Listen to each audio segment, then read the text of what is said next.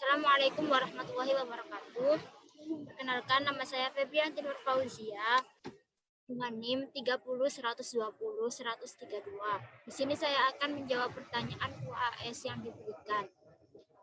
Saya memilih nomor 1, 3, 4, 5, 6, dan 7. Pertanyaan nomor 1 yakni pelaksanaan demokrasi erat kaitannya dengan masyarakat madani. Masyarakat madani merupakan faktor penunjang dalam keberhasilan demokrasi. Mengapa demikian? Menurut saya, masyarakat madani itu sangat berperan penting bagi negara berdemokrasi karena masyarakat madani adalah tiang utama bagi suatu negara berdemokrasi yang berhak untuk menyalurkan suara dan aspirasi masyarakat. Dan karena masyarakat madani memiliki karakteristik sifat yang mendominasi pada hal yang baik, seperti contohnya saling menghargai satu sama lain. Jadi dengan sikap saling menghargai tersebut, negara demokrasi bisa memiliki kebebasan tanpa takut akan hal yang dianggap tabu, seperti halnya kebebasan beragama. Jika tidak ada rasa saling menghargai, maka akan menimbulkan peperangan antar agama. Selanjutnya adalah nomor 3.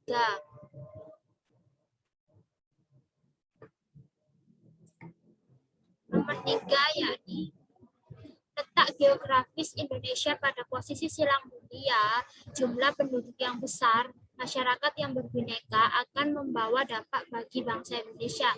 Jelaskan dampak tersebut jika dikaitkan dengan geostrategi. Dan menurut saya, dampak yang disebabkan oleh hal tersebut terhadap geostrategi adalah posisi silang dunia pada Indonesia itu sangat memberikan keunggulan dan keuntungan bagi negara kita. Keunggulan terhadap letak geostrategis Indonesia berkaitan dengan letak Indonesia yang berada di dua benua dan dua samudera. Lokasi Indonesia ibarat berada di persimpangan lalu lintas perjalanan internasional. Berikut adalah keuntungannya. Salah satunya adalah mempermudah proses ekspor dan impor. Indonesia kaya akan sumber laut, daerah yang strategis untuk perdagangan internasional. Berkembangnya sistem transportasi Indonesia karena mendapat pengaruh transportasi modern dari negara maju. Bahasa Indonesia diperkaya oleh berbagai bahasa asing dari pedagang. Indonesia mudah menjalin komunikasi dan relasi dengan negara lain. Selanjutnya adalah pertanyaan nomor 4, yakni dalam masa pandemi seperti sekarang, diperlukan kerjasama seluruh elemen bangsa dalam menghadapinya. Jika dikaitkan dengan konsep ketahanan nasional, berikan contoh upaya yang harus dilakukan pemerintah bersama masyarakat dalam mencegah penyebaran COVID-19.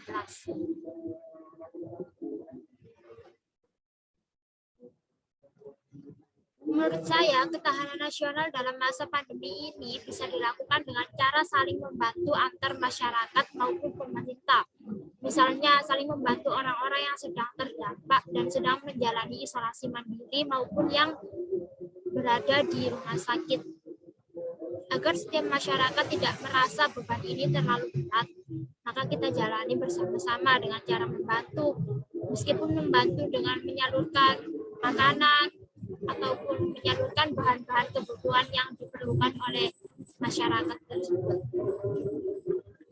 Selanjutnya, pertanyaan nomor 5.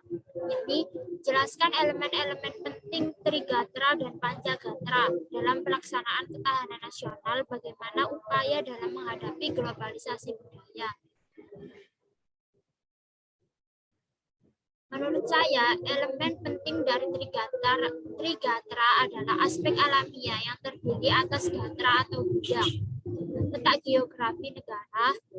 Elemen penting dari Pancagatra adalah aspek sosial atau kemasyarakatan meliputi ideologi, politik, ekonomi, dan sosial budaya.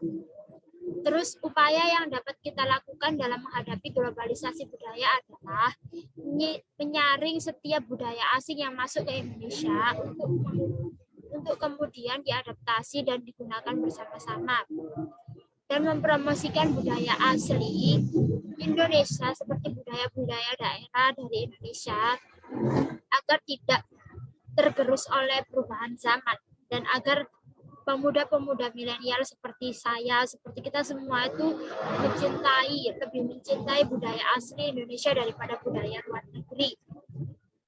Dan peran mahasiswa sangat penting di sini, karena biasanya kalau pemuda itu ikut-ikutan gitu untuk menyukai sesuatu. Jika ada seorang yang suka ini, kadang itu ikut-ikutan.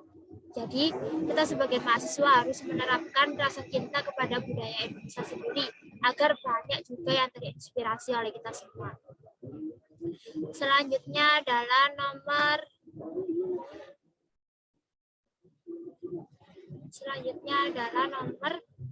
6. Jelaskan makna pluralisme dan multikularisme kehidupan. Pluralisme dan multikularisme di Indonesia rentan terjadi gesekan antar kelompok dan golongan. Bagaimana Pancasila dan konsep Bhinneka Tunggal Ika dapat menjadi solusi dan penyelesaian masalah tersebut? Menurut saya, pluralisme dan multikulturalisme adalah sebuah paham yang dimana itu menganut atau memiliki makna yang menghormati keberagaman yang ada di Indonesia. Misalnya keberagaman budaya, keberagaman ras, suku, dan agama. Dan fungsi dari Pancasila dan Bhinneka Tunggal Ika dalam konsep ini, dalam pluralisme dan multikulturalisme, menurut saya itu adalah seperti yang dijelaskan pada sila kedua, ya, ini kemasyarakatan yang adil dan beradab. Menurut saya, kata adil itu merupakan dalam setiap berbangsa dan bernegara. Kita itu harus adil kepada siapa kita berbicara, kita harus adil. Kita harus bertindak kepada siapapun, kepada ras manapun, kepada agama apapun, kita harus adil, tidak boleh membeda-bedakan. Dan masyarakat yang beradab, yakni saling rasa, saling menghormati, itu merupakan adab utama yang harus kita terapkan dalam kehidupan. Jadi ketika ada perbedaan suatu budaya atau suatu ras, kita harus saling menghormati karena mereka juga mempercayai kebudayaan mereka adalah hal yang baik. Sama seperti kita mempercayai kebudayaan kita adalah hal yang baik. Dan Bhinneka Tunggal Ika yang memiliki arti berbeda-beda tetapi tetap satu jua. Ini merupakan pengingat bagi kita. Meskipun kita banyak perbedaan antar suku, antar agama, kita berbeda, tetapi kita tetap dalam naungan satu negara, satu pemerintah, dan satu wilayah Indonesia. Jadi jika kita memiliki keberagaman budaya yang banyak, seharusnya kita harus bangga akan hal itu, karena kita bisa mempelajari keunikan-keunikan dari budaya yang ada. Selanjutnya adalah nomor 7. Mengapa korupsi disebut sebagai extraordinary crime atau kejahatan yang luar biasa? Jelaskan dampak perilaku korupsi dalam kehidupan masyarakat dan jelaskan peranan mahasiswa dalam mendukung gerakan anti korupsi beserta contohnya. Jadi menurut saya emang benar korupsi itu sangat kejahatan yang sangat luar biasa. Karena kenapa? Korupsi ini tidak hanya memakan uang satu orang saja, melainkan uang atau hak yang diberikan oleh semua masyarakat di Indonesia. Seperti misalnya kasus korupsi terhadap bantuan sosial, itu sangat berdampak pada masyarakat Indonesia juga, kepada pemerintah juga. Karena seharusnya bantuan yang akan diturunkan kepada masyarakat yang kurang mampu itu menjadi terkurangi karena adanya korupsi tersebut, atau bahkan bisa tidak dapat sama sekali. Kan kasihan banget ya orang yang sudah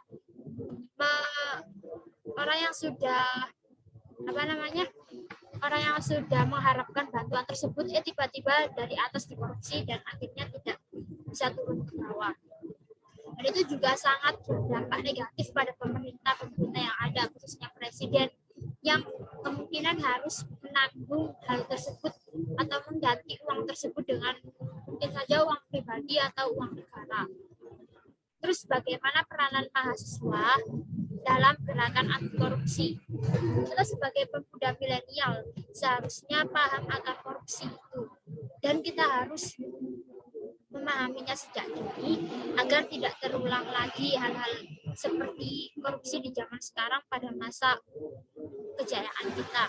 Mungkin dari kita akan ada yang menjadi pejabat pemerintah dan tidak akan melakukan korupsi.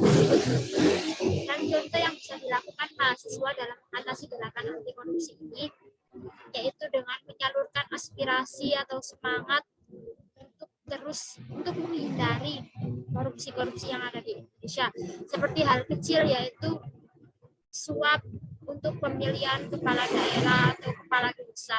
Seharusnya kita pemuda itu jika tahu suap tersebut kita harus menolak ataupun kita juga harus memberi pemahaman kepada orang lain dan kepada yang ngasih suap tersebut. Mungkin itu saja yang bisa saya sampaikan. Kurang lebihnya mohon maaf.